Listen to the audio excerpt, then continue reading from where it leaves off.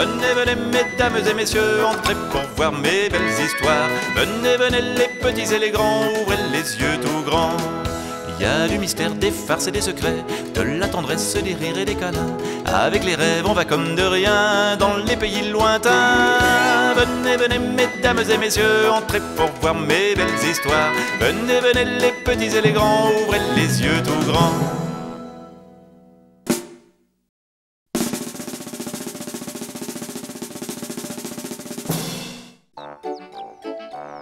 Dans la maison de la famille Cochon, il y a comme un air de rentrée.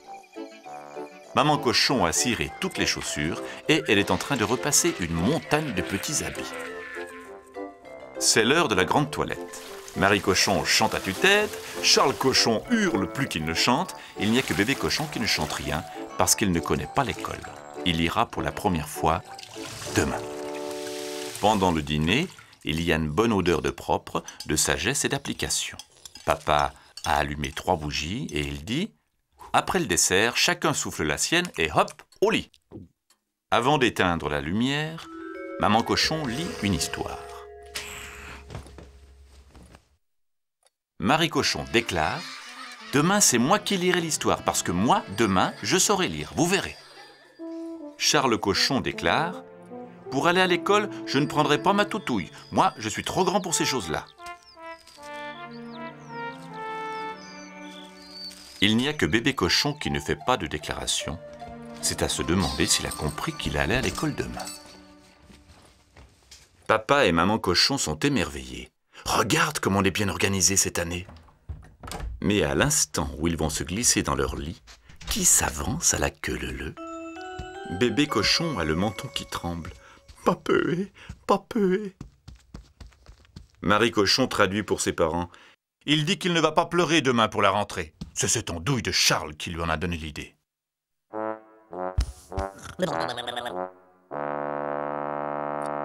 Deux heures plus tard, quand papa et maman referment la porte de la chambre, tout est beaucoup moins bien rangé.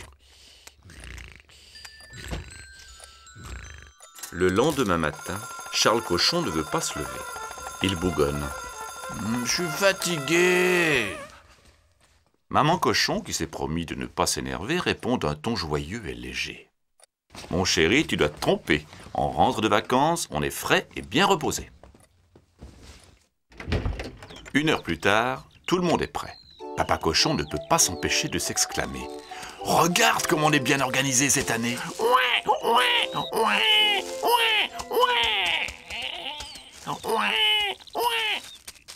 Marie Cochon traduit pour ses parents. Il veut sa peluche préférée.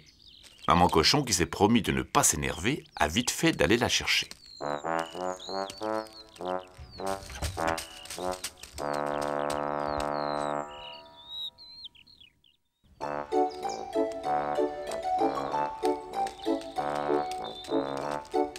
Devant la porte de l'école, Marie Cochon entre en premier, Charles Cochon entre comme un grand.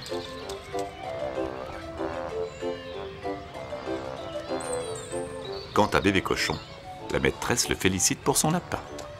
C'est la première fois qu'elle accueille dans la classe une peluche de cette taille-là. Ce jour-là, Maman Cochon a bien du mal à s'en aller.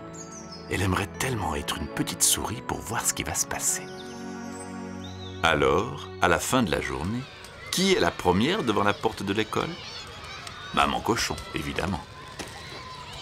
Bébé Cochon sort dignement, mais dès qu'il est assez près d'elle, il lui dit à l'oreille « Papeué, papeué !» La maîtresse m'a pas appris à lire. Voyons ma chérie, on n'apprend pas à lire en une matinée. Ta maîtresse n'est pas une fée.